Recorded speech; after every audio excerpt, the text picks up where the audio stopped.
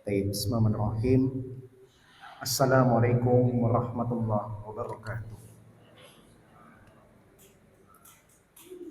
Alhamdulillahi ala ihsani wa syukrullah wala taufiqi wa amtinani. Asyhadu an la ilaha illallah wahdahu la syarika lahu ta'ziman li sya'ni wa asyhadu anna nabiyyana Muhammadan abduhu wa rasuluhu adda ila ridwani.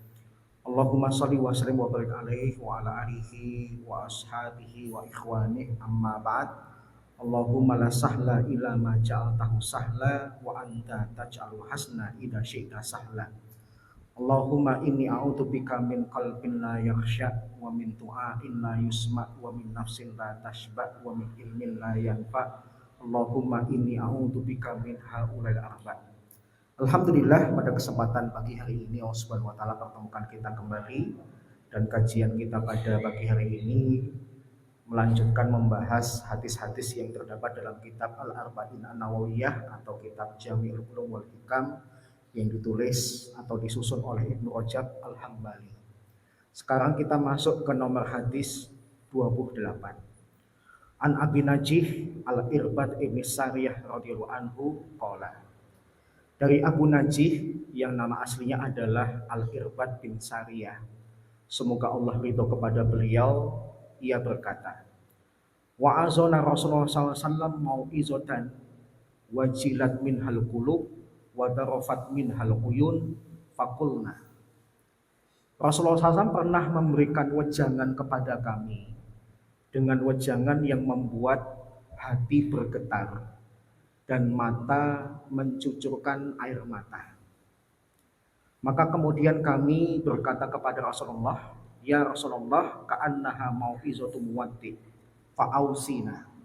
Ya Rasulullah, wejangan Anda ini seperti wejangan orang yang akan berpisah, maka berikanlah wasiat kepada kami. Qala usikum bitaqwallahi azza wajal wasam'i wa ta'ah wa in tam'ammar alaikum abdun. Yang pertama, Nabi SAW memberikan wasiat. Kuberikan wasiat kepada kalian untuk taat kepada Allah Azza wa Jal, kemudian mendengarkan dan taat kepada pemimpin kalian meskipun kalian dipimpin oleh seorang budak. Fa innahu man ya'ish minkum fasayakhtilafan katsira. Fa alaikum bisunnati wa sunnatil khulafa ar-rasyidin al-mahdiyyin addu 'alaiha bin nawajid. Dan barang siapa yang di antara kalian hidup sepeninggalku, maka akan melihat perselisihan yang banyak. Maka berpeganglah kepada sunnahku dan sunnah al-khulafa ar-rasyidin yang mendapatkan petunjuk. Gigit sunnah itu dengan geraham kalian. Wa iyyakum wa muhdatsatil umur fa inna kulla bid'atin dhalalah. Dan jauhilah perkara yang baru, karena setiap bid'ah itu sesat. Hadis riwayat Abu Dawud dan Tirmidzi. Al-Imam At-Tirmidzi mengomentari hadis ini hasanun sahih. Kalau Al-Imam At-Tirmidzi mengatakan hasanun sahih, berarti dari satu jalur derajatnya hasan, di jalur yang lain derajatnya sahih. Tip yang pertama, hadis ini diriwayatkan oleh salah seorang sahabat yang kunyah atau panggilannya adalah Abu Najih. Ada juga yang menyebut Abu Nujaih. Nama aslinya adalah Al-Irbad bin Sariyah. Siapa dia? Dia adalah salah seorang sahabat dari Bani Sulaim. Konon di zaman Nabi datang 7 laki-laki dari Bani Sulaim yang menyatakan keislamannya. Yang paling tua di antara 7 orang laki-laki dari Bani Sulaim ini adalah sahabat ini yang bernama Al-Irbad bin Sariyah. Yang Al-Irbad bin Sariyah berasal dari Bani Sulaim. Yang Nabi SAW sendiri pernah berkata, Ana ibnul Awatik min Sulaim. Aku itu adalah anaknya Awatik dari suku Sulaim. Awatik itu jamak dari kata Atikah. Karena dalam sejarah nasab Nabi ada 3 Atikah yang berhubungan dengan nasab Nabi, terlebih Atikah yang nanti dari jalur ibu. Yang pertama ada Atikah binti Hilal. itu menikah dengan kakek Nabi yang keempat, Qusay bin Kilab, melahirkan seorang anak yang menjadi kakek Nabi yang ketiga, yaitu Abdu Manaf.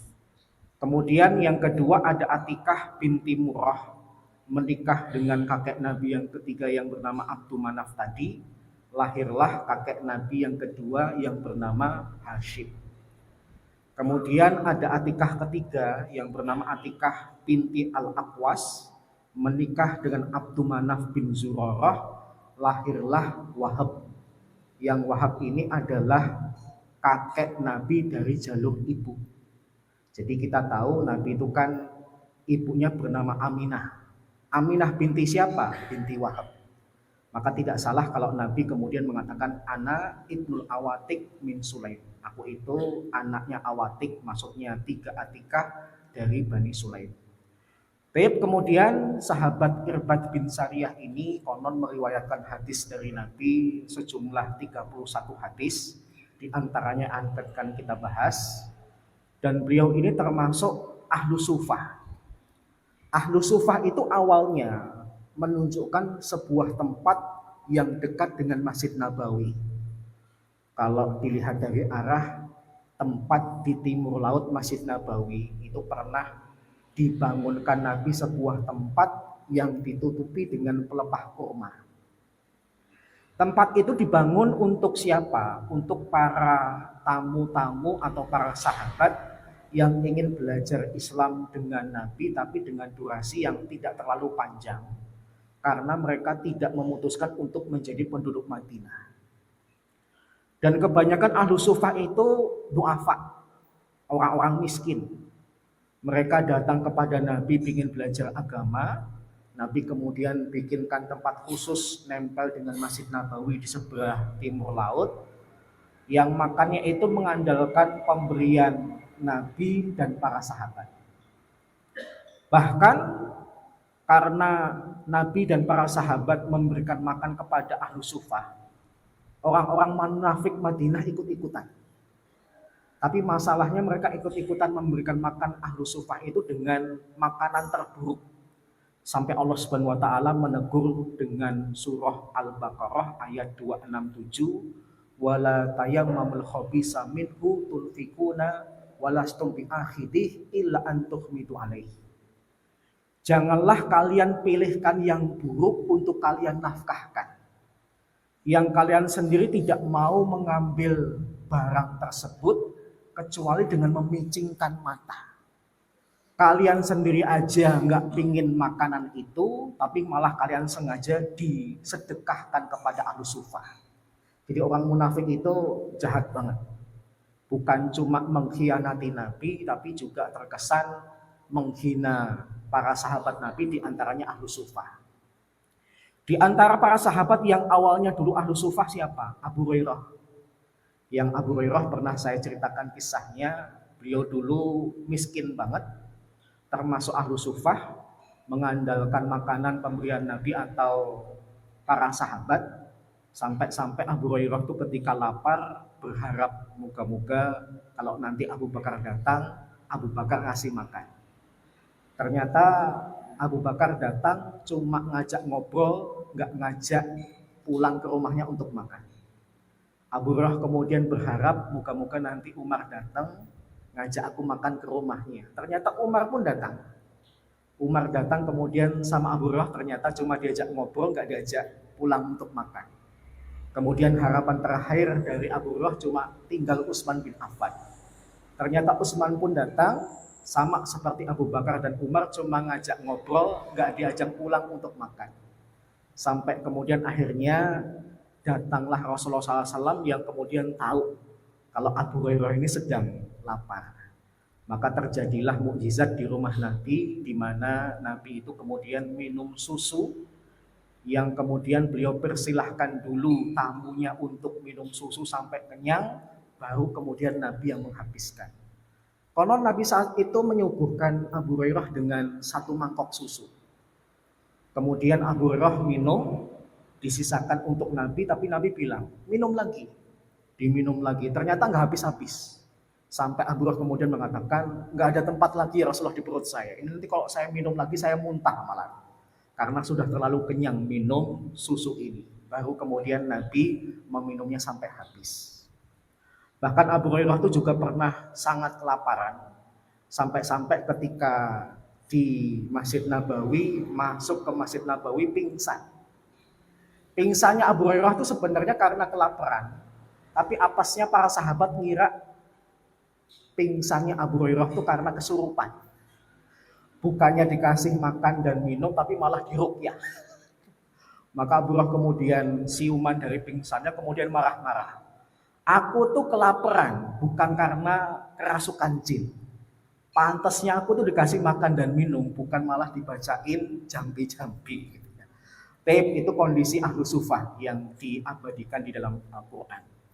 Kemudian yang terakhir sahabat Irbad bin Sariyah ini konon termasuk sahabat yang karena termasuk ahlu sufah tidak bisa ngikutin perang Tabuk.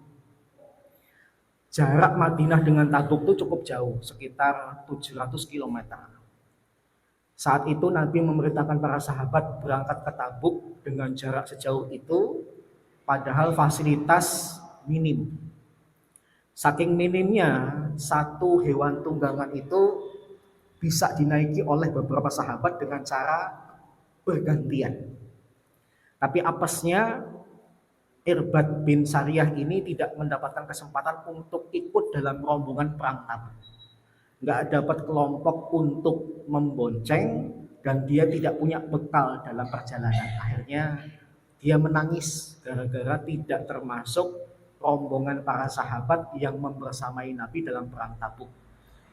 Peristiwa menangisnya sahabat-sahabat dari kalangan ahlu sufah, di antaranya Irbad bin Sariyah, itu kemudian Allah abadikan dalam surah At-Taubah ayat 92. Wa tawallau a'yunuhum tafidu minad dam'i hazana. Ketika mereka mendapati ternyata engkau ya Muhammad tidak bisa ngajak mereka dalam rombongan, mereka kemudian berbalik pulang dan mata mereka menangis, sedih karena tidak bisa membersamai dirimu dalam peperangan Tabuk itu. Alla ayyajidu ma yunfikun. Dan mereka juga bertambah sedih karena tidak ada yang bisa mereka infakkan. Tidak ada harta yang mereka bisa berikan kepada dirimu sebagai bekal dirimu dalam peperangan Tabuk. Kemudian yang terakhir, konon sahabat ini meninggal pada tahun sekitar 75 Hijriah di kota Hims atau Homs yang berada di Suriah. Nah, salah satu hadis yang diriwayatkan oleh Al-Irbad bin Sariyah adalah sebuah nasihat Nabi yang kemudian hadis ini dikomentari oleh para ulama. Yang pertama, para ulama mengatakan hadis ini mencakup banyak ilmu. Di antaranya adalah pentingnya takwa kepada Allah dan pentingnya taat kepada pemimpin. Yang kedua, hadis ini ada bukti mukjizat dan tanda kenabian yang tidak bisa disangkal. Nabi ketika berbicara, nanti yang hidup setelahku bakal melihat perselisihan yang banyak, dan ternyata terjadi. Para sahabat sepeninggal Nabi itu terjadi perselisihan, bahkan ada perselisihan yang sampai membuat para sahabat berperang, bahkan ada yang terbunuh. Nabi memberitahukan sebelum Nabi wafat. Berarti itu sebuah mukjizat dan tanda kenabian yang tidak bisa disangkal.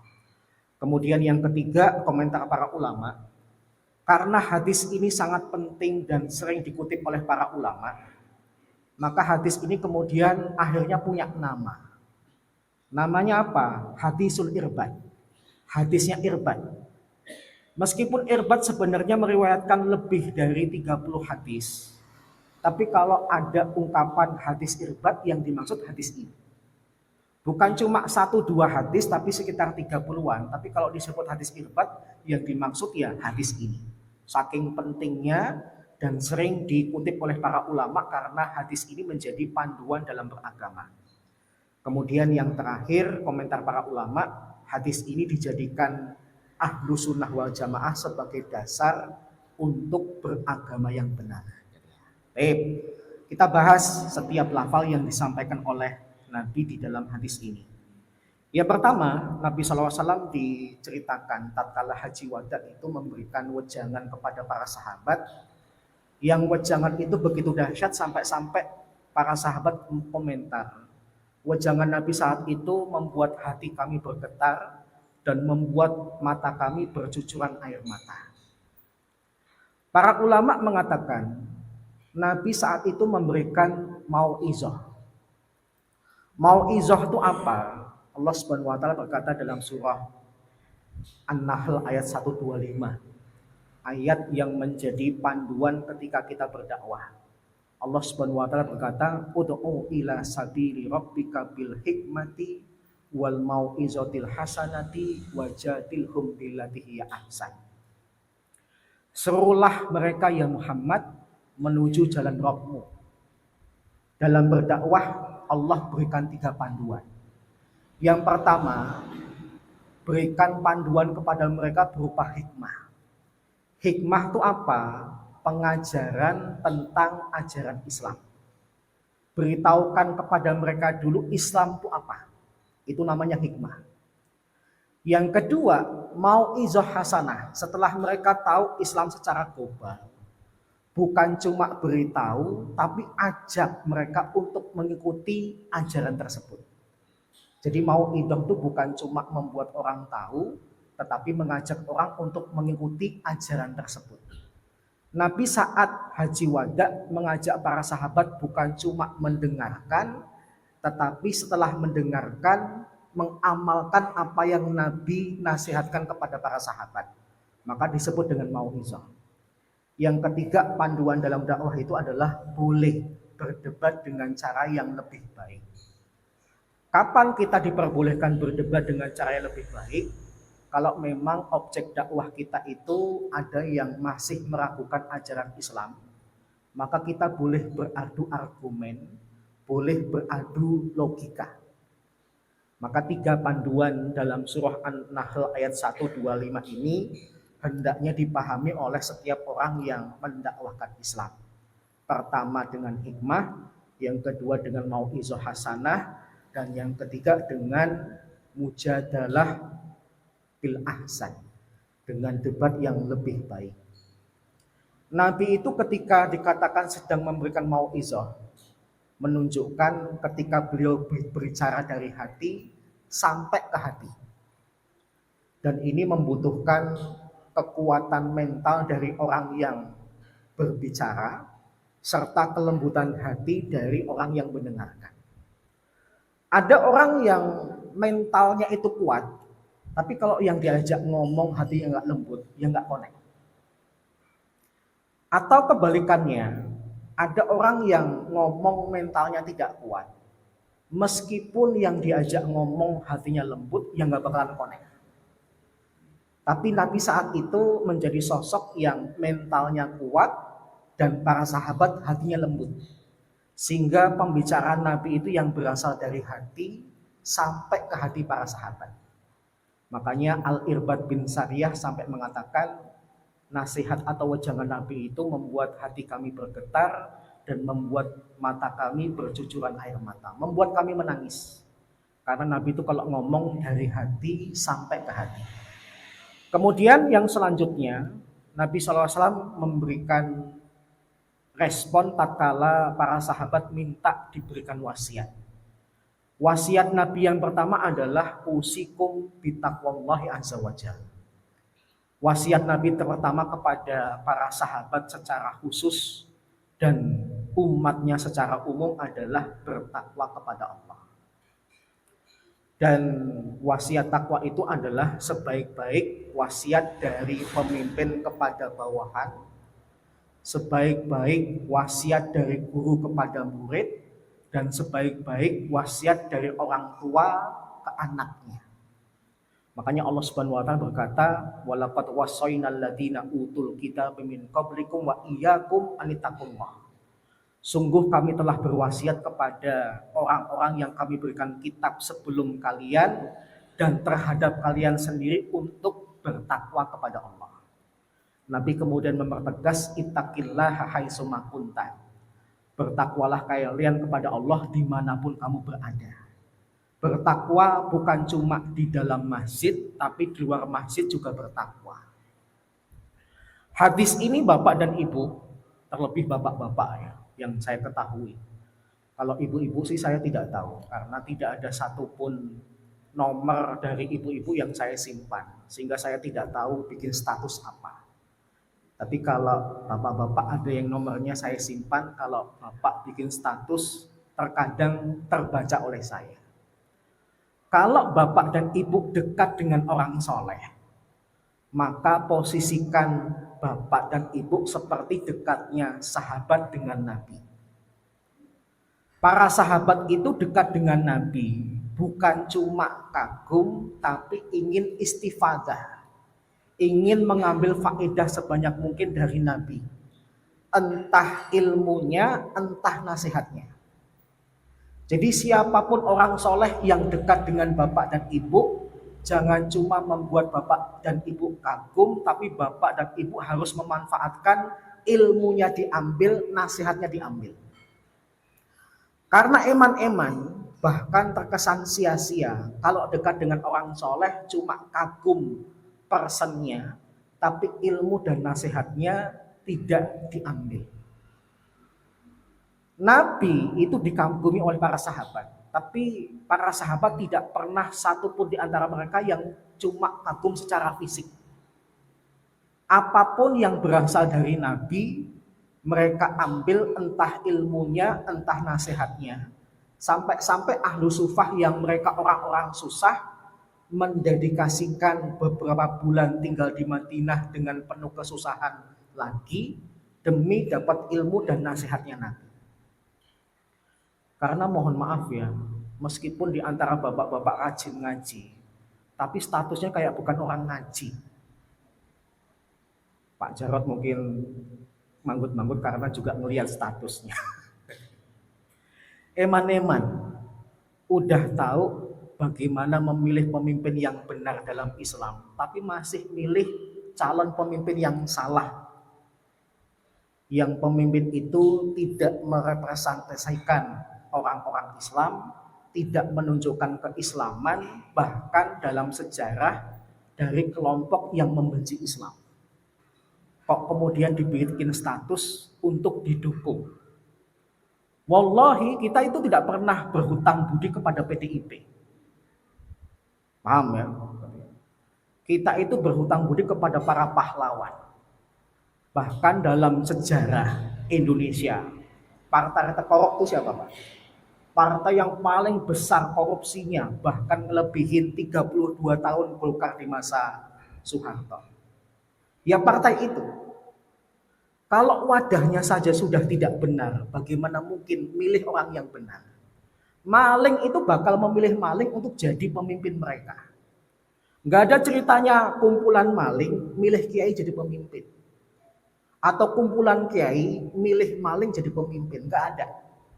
Kumpulan orang baik milih orang baik jadi pemimpin. Kumpulan orang tidak baik milih orang tidak baik jadi pemimpin. Itu fitrahnya. Paham ya? Saya ini sudah mulai berpolitik nih. Sudah mulai berpolitik. Biarin gitu ya. Karena berpolitik tidak haram di dalam masjid. Yang ngomong politik haram di dalam masjid itu paling-paling takut kalau dikalahkan suaranya atau kalah argumen. Karena kita sudah bertubi-tubi mengalami penderitaan selama 2 periode. Masa mau dilanjutin lagi? Kalau sudah jatuh di lubang yang sama, masa masih mau jatuh di lubang yang sama? Maka aneh.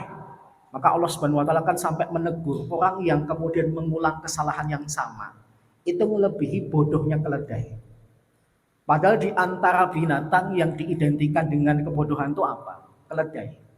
Tapi ternyata keledai itu binatang yang bisa mengidentifikasi lubang yang pernah dia jatuh. Sebodoh-bodohnya keledai tidak akan jatuh di lubang yang sama. Aneh kalau kemudian ada makhluk yang lebih pintar daripada keledai, tapi masih milih calon pemimpin dari kelompok yang sama. Apa pingin Indonesia itu semakin menderita? Apa pingin semakin banyak ulama yang ditangkap, difitnah dan disiksa? Waliyadzubillah. Peringatan dari Nabi, lihat sikap para sahabat yang bukan cuma dekat dengan orang soleh tapi istifadah, mengambil faedah sebanyak mungkin, entah ilmunya entah nasihatnya. Kemudian yang selanjutnya Nabi memberikan wasiat wasam'i wa ta'ah. Kuberikan wasiat kepada kalian juga untuk dengar dan taat. Dengar dan taat ini ditujukan kepada siapa? Tidak lain adalah kepada pemimpin. Bahkan Nabi kemudian menambahkan wa in ta'ammaru alaikum abdun. Meskipun yang jadi pemimpin kalian itu adalah budak. Dalam dunia fikih, budak tuh nggak boleh jadi pemimpin. Tetapi seandainya budak kok jadi pemimpin, maka Islam memberikan kaidah lebih baik kalian memilih jalan punya pemimpin daripada memilih jalan tanpa pemimpin. Meskipun pemimpin kalian itu masih banyak kekurangan, itu lebih baik daripada kalian tidak punya pemimpin sama sekali. Karena dengan adanya pemimpin, maka kekuatan itu lebih mudah terkoordinir. Tapi kalau nggak ada pemimpin, ya amburadul. Maka Islam mengatur kepada kita untuk senantiasa punya pemimpin, dan konsekuensi punya pemimpin ya harus ditaati. Sampai-sampai Nabi memberikan panduan, bahkan kalau kita bepergian, 3 orang minimal, tunjuk salah satu jadi karomnya. Tunjuk salah satu di antara 3 orang ini menjadi ketua rombongannya. Supaya apa? Supaya kalau di perjalanan terjadi permasalahan, bisa ditetapkan jalan keluarnya oleh pemimpin di antara mereka. Tapi kalau nggak ada pemimpin, ada masalah di perjalanan terkait dengan 3 orang ini, maka permasalahan tidak ditemukan solusinya, malah timbul masalah lagi.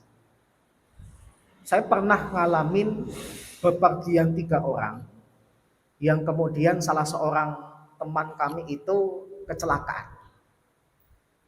Karena kami lupa dengan sunnah Nabi, sebelum berangkat tuh harusnya nunjuk salah seorang di antara kami jadi pemimpin, itu siapa. Maka ketika salah seorang di antara kami kecelakaan, saya dan teman saya yang selamat tidak kecelakaan kemudian berselisih.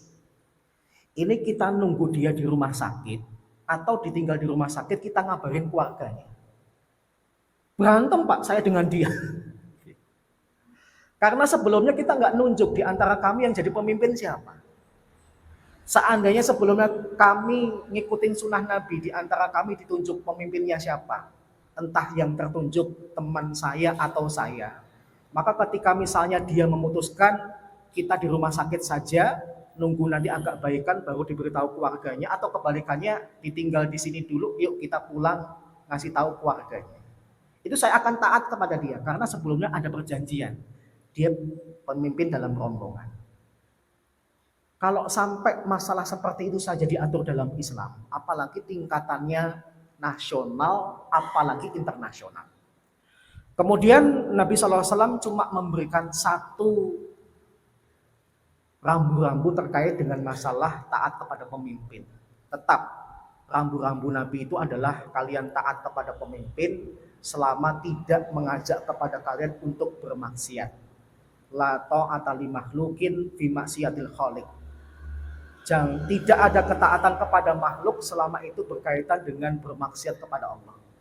Kalau pemimpin kita sudah ngajak bermaksiat kepada Allah, baru kemudian kita boleh tidak taat. Tapi kalau selama masih koridor ini adalah bentuk ketaatan kepada Allah, kita hanya tidak setuju atau tidak sependapat dengan caranya, maka kita harus mengalahkan ego kita, taat kepada pemimpin.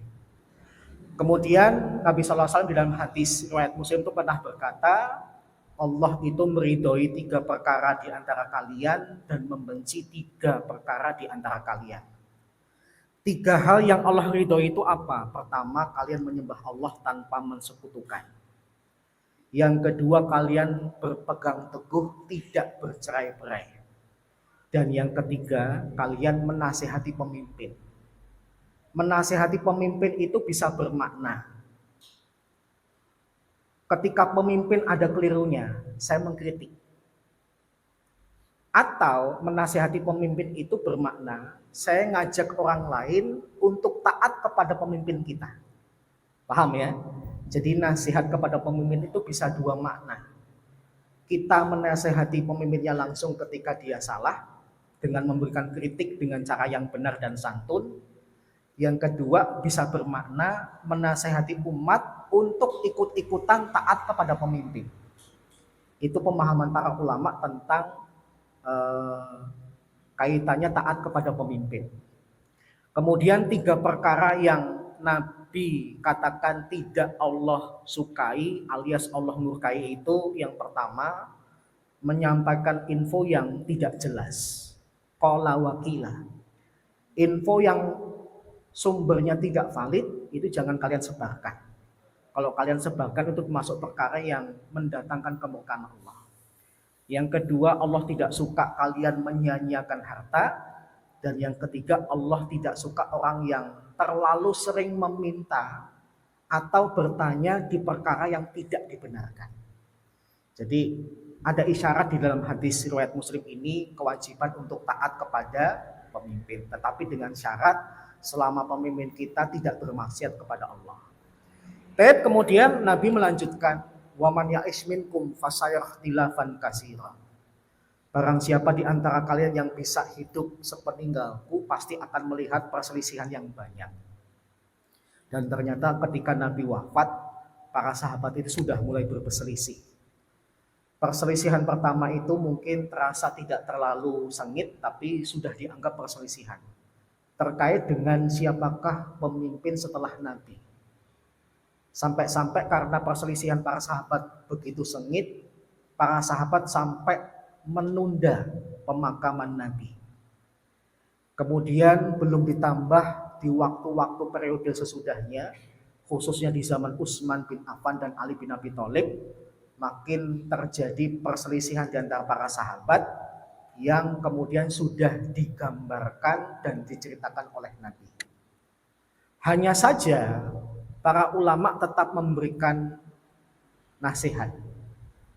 Kalaupun kita mendapati para sahabat itu terjadi perselisihan, terjadi khilaf, maka jangan jadikan perselisihan para sahabat itu sebagai alasan untuk mencela para sahabat Nabi.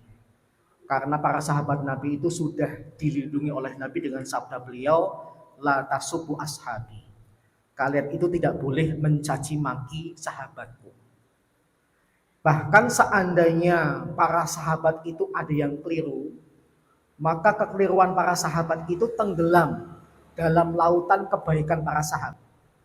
Kelirunya para sahabat itu tidak sebanding dengan kebaikan para sahabat yang jumlahnya lebih banyak dibandingkan kekeliruan mereka. Kemudian yang ketiga, ketika kita seandainya membahas di antara para sahabat ada perselisihan, jaga lisan kita jangan sampai membuat orang yang mendengar penjelasan kita akhirnya menunjukkan loyalitas dan anti loyalitasnya kepada sahabat-sahabat tertentu. Ali pernah berselisih dengan Muawiyah. Jangan sampai ketika kita belajar tentang sejarah itu membuat umat ada yang pro Ali, ada yang pro Muawiyah. Ali pernah berselisih dengan Aisyah. Jangan sampai umat kemudian akhirnya ada yang pro Ali, ada yang pro Aisyah. Cukuplah lembaran-lembaran sejarah itu kita ketahui, tapi jangan sampai kita komentari dengan komentar yang salah. Sekali lagi ya, kekeliruan para sahabat itu tidak sebanding dengan kebaikan mereka. Bahkan Nabi itu sampai mengatakan, seandainya kalian itu berinfak dengan emas sebesar gunung Uhud, itu tidak akan bisa menyamai kebaikan sahabat meskipun cuma 1 mud. 1 gunung emas dibandingkan 1 mudnya para sahabat, itu nggak bisa dibandingkan. Kebaikan kalian yang kalian rasa sudah terlalu banyak, itu nggak bisa dibandingkan dengan kebaikan sahabat yang lebih banyak dibandingkan kalian. Bahkan ada ulama yang mengatakan, seandainya kebaikan penduduk bumi sekarang itu ditimbang dengan kebaikan yang dimiliki oleh Abu Bakar seorang diri, lebih berat kebaikan Abu Bakar dibandingkan kebaikan penduduk dunia di zaman sekarang ini.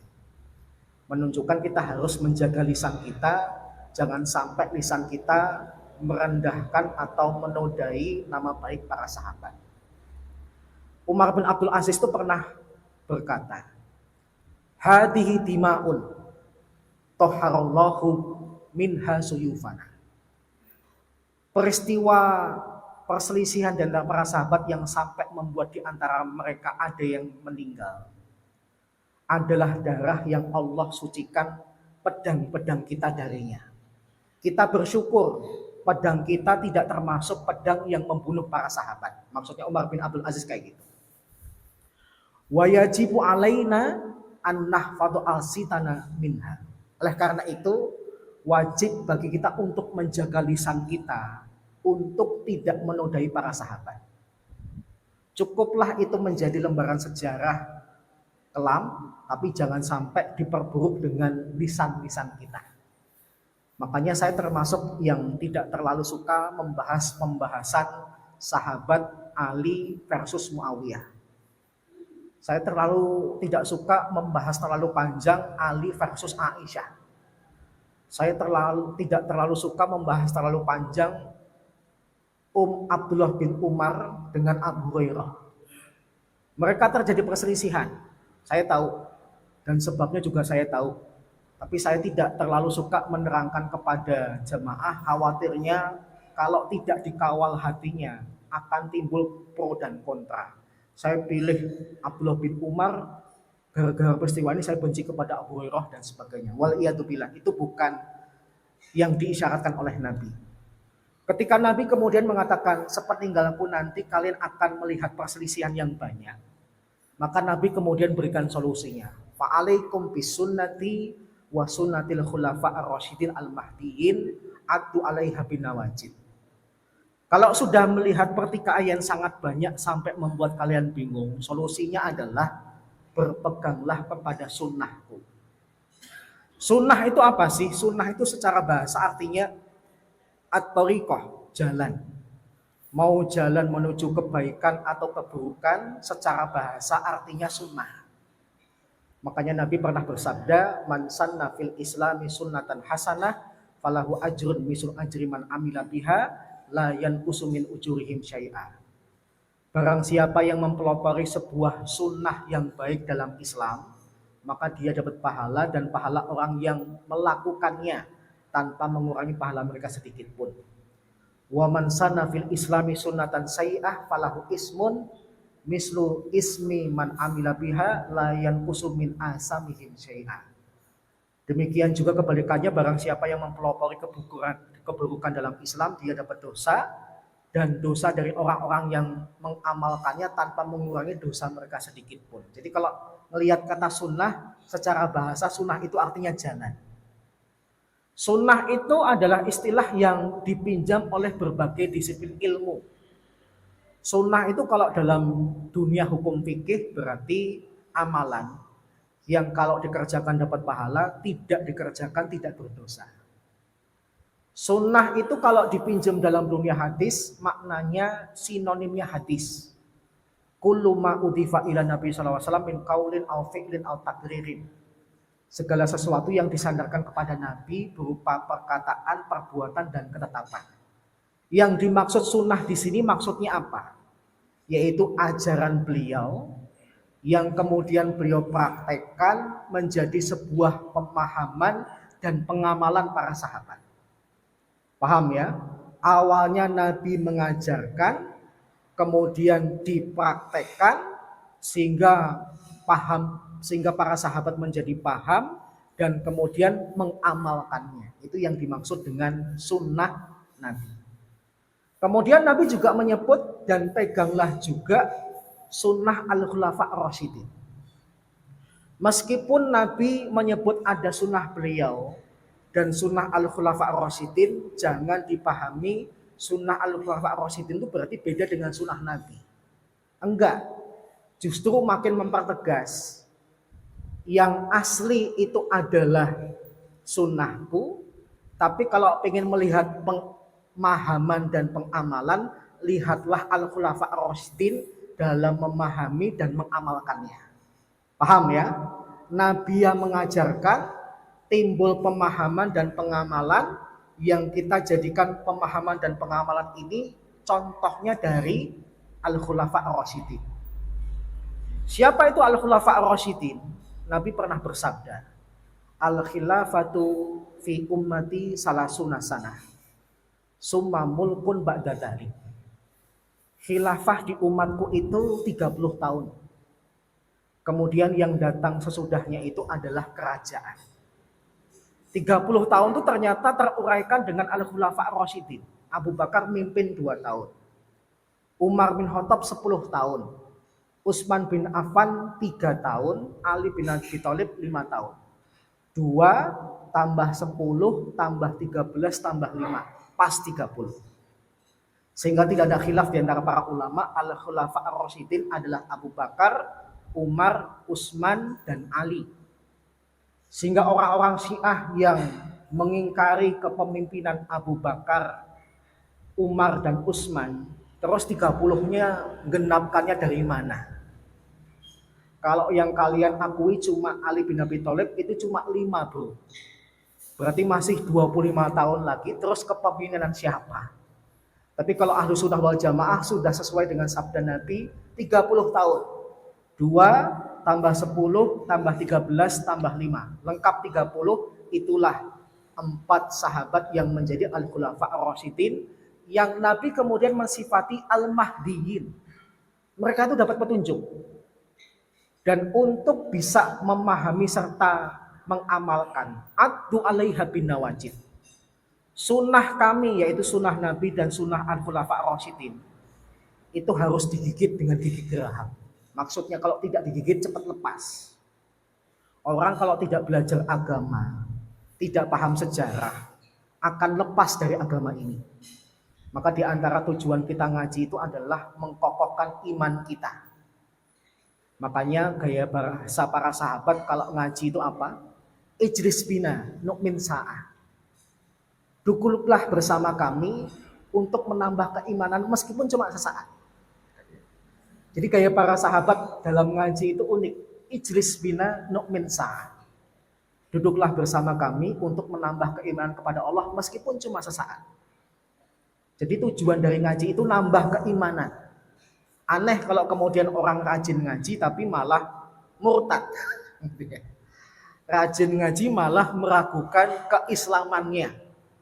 Berarti ngajinya itu kemungkinan yang pertama ya, niatnya nggak benar. Orang-orang murtad yang saya amati itu kebanyakan meskipun dia ngaji tapi niatnya nggak benar. Dia ngaji tujuannya untuk dapat materi atau dia ngaji untuk mendapatkan pengakuan sebagai orang yang pintar. Ketika dua hal ini ternyata tidak diperoleh dengan semakin lama dia mengaji, kecewa kemudian murtad. Ya seperti siapa tuh yang sekarang ke Amerika? Saifuddin. Ya. Itu kan kecewa karena ketika jadi dai Islam nggak kaya-kaya, ketika jadi dai Islam nggak terkenal. Tapi begitu dia murtad, dapat duit, dia bikin video viral. Jadi nggak heran orang-orang yang murtad itu memang sempat ngaji tapi karena niatnya nggak benar, akhirnya jatuh sendiri dengan niatnya. Maka saya senantiasa mengingatkan ya, Bapak dan Ibu kalau ngaji hal pertama luruskan niat. Kalau dengan ngaji ini Bapak dan Ibu masih meniatkan harta, nggak pas. Kalau kemudian dengan ngaji ini biar dikatakan orang pintar, orang soleh juga nggak pas. Ikhlaskanlah hati kita ketika kita ngaji, biar kita sampai ke jalan yang benar. Karena tidak sulit bagi Allah untuk menyesatkan hambanya ketika punya niatan yang salah dalam mengaji. Baik. Kemudian Nabi SAW menutup sabda beliau dengan mengatakan wa iyyakum wa muhdatsatil umur. Maka jauhilah kalian terhadap perkara yang baru, fa inna kulla bid'atin dhalalah. Karena setiap bid'ah itu adalah sesat. Nabi ketika berbicara solusi atas permasalahan kalian adalah sunnah. Maka Nabi kemudian di waktu yang sama berbicara, jangan ngambil jalan yang salah, yaitu dengan melakukan bid'ah. Istilah bid'ah itu adalah istilah yang membuat beberapa kalangan kupingnya mudah memerah, jadi panas gitu ya. Seakan-akan ini istilah yang cukup sensitif bagi sebagian orang. Apalagi kalau sudah bicara wa kullu bid'atin dhalalah. Kata kullu itu memang secara asli maknanya seluruh. Sehingga para ulama sendiri terbagi menjadi dua pemahaman terhadap perkataan Nabi wa kullu bid'atin dhalalah. Ada yang memaknai wa kullu bid'atin seperti makna aslinya, seluruhnya berarti mutlak. Enggak ada bid'ah kecuali pasti sesat.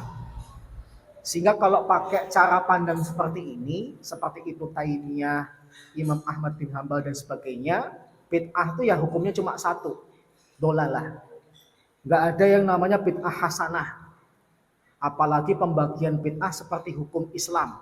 Bid'ah wajibah, bid'ah mandubah, bid'ah mubahah, makruhah, muharramah. Enggak ada yang bid'ah hukumnya wajib, sunnah, mubah, makruh, haram. Itu tertolak karena ulama pertama memahami kata kullu itu maknanya mutlak. Seluruhnya berarti sesat. Tetapi Imam An-Nawawi termasuk ulama yang kedua. Beliau mengatakan secara bahasa tidak bisa dipungkiri. Kata kullu itu maknanya seluruhnya. Tetapi tidak menutup kemungkinan ada istisna, ada pengecualian. Paham ya? Secara umum maknanya seluruhnya. Tetapi terkadang makna seluruh itu ada pengecualian. Nah, ini yang dipilih oleh Al-Imam An-Nawawi, sehingga kemudian ulama-ulama Syafi'iyah kemudian ada yang membagi bid'ah itu menjadi 5 atau setidaknya malah membagi menjadi 2. Ada bid'ah sesat, ada bid'ah yang baik. Tetapi saya termasuk yang memilih pembagian bid'ah itu cukup 2 saja. Yang pertama bid'ah hakikiyah. Bid'ah hakiki itu apa? Memang dari awal tidak ada dalilnya. Misalnya sholat itu ya gerakannya takbir, kemudian diakhiri dengan salam. Kok ada sholat model baru? Nari, joget, dan sebagainya. Maka itu bid'ah hakikiyah. Dari awal nggak ada sholat kok bentuknya joget, nari. Tapi ada juga bid'ah idhofiyah. Ada dalilnya, tapi terjadi hal yang dibuat-buat dari segi waktu. Misalnya tahajud itu bagus, tapi kemudian ada yang membuat-buat lebih bagus lagi kalau di malam nisfu Sya'ban. Paham ya?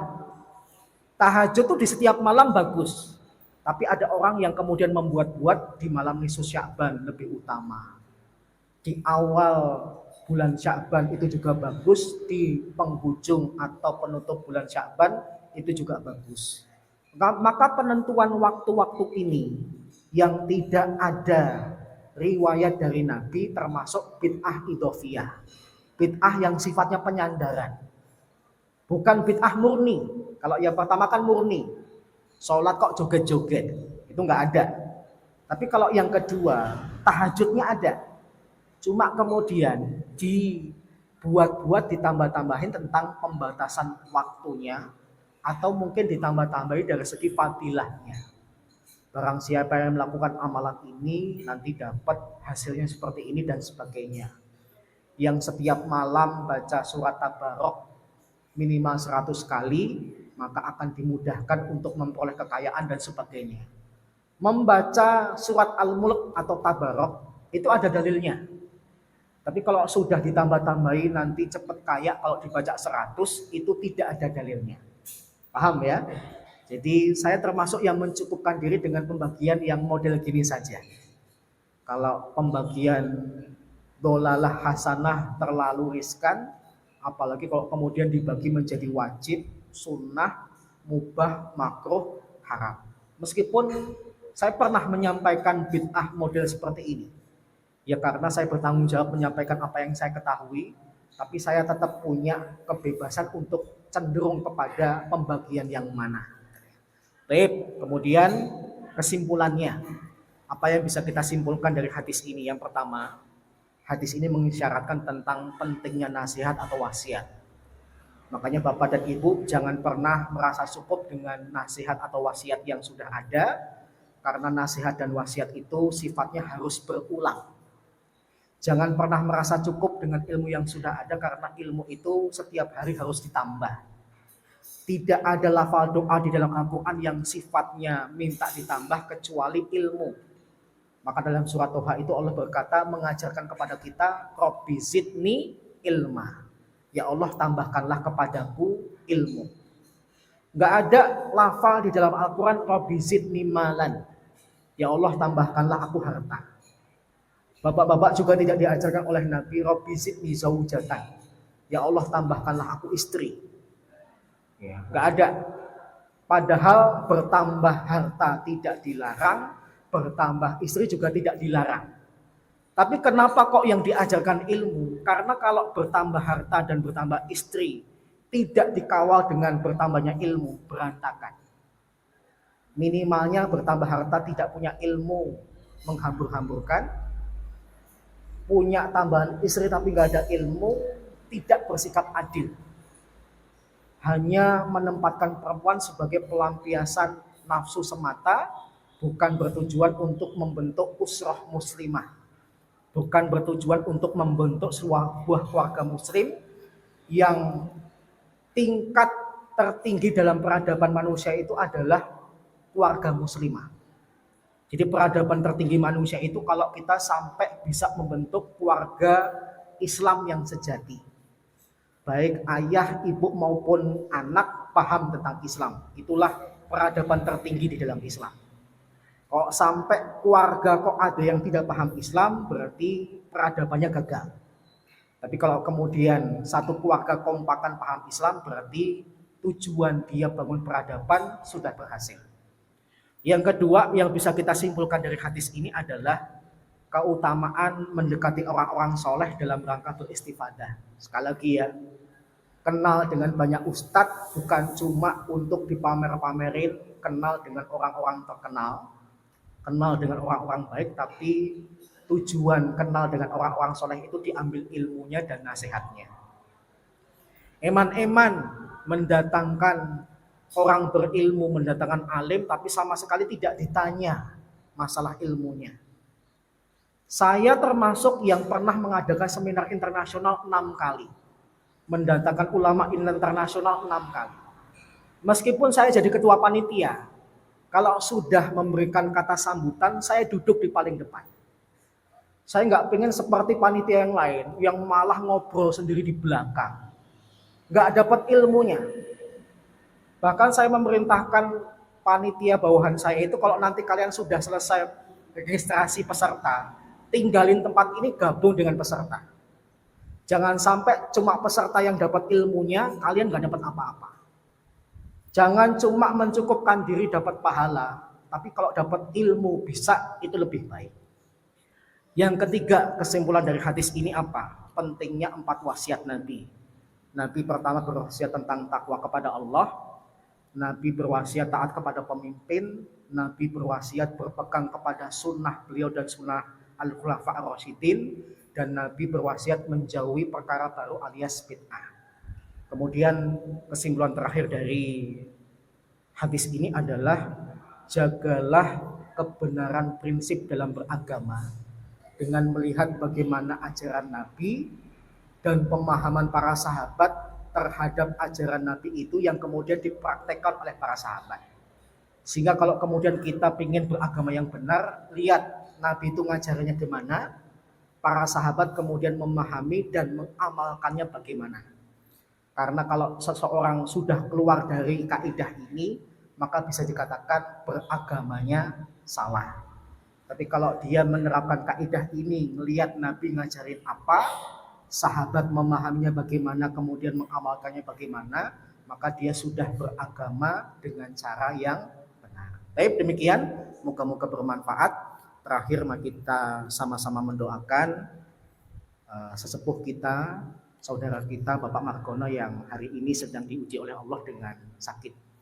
Bismillahirrahmanirrahim. Allahumma sholli wa sallim wa barik ala nabiyina Muhammad wa ala alihi wa sahbihi wasallim. Allahumma shfi mardona. Allahumma rabban nasi adhibil ba'sa isfi anta syafi la shifa'i la shifa'u shifa'an la yuqadiru saqaman. As'alullahal azim rabbal arsil azim an yashfiya akhana margono. La ba'sa tahurun insyaallah, hasbunallah wa ni'mal wakil, wa 'alallahi rabbina tawakkalna. La haula wa la quwata illa billahil aliyil azim. Subhana rabbika rabbil izzati amma yasifun wa salamun alal mursalin walhamdulillahi rabbil alamin. Sampai di sini dulu, kurang lebihnya mohon maaf. Kita tutup bersama dengan doa majlis dan hamdalah. Subhanakallahumma wa bihamdika asyhadu an la ilaha illa anta astaghfiruka wa atubu ilaik. Bagi yang ingin bertanya setelah forum ini ditutup saja ya. Kita tutup dulu forum ini. Assalamualaikum warahmatullahi wabarakatuh.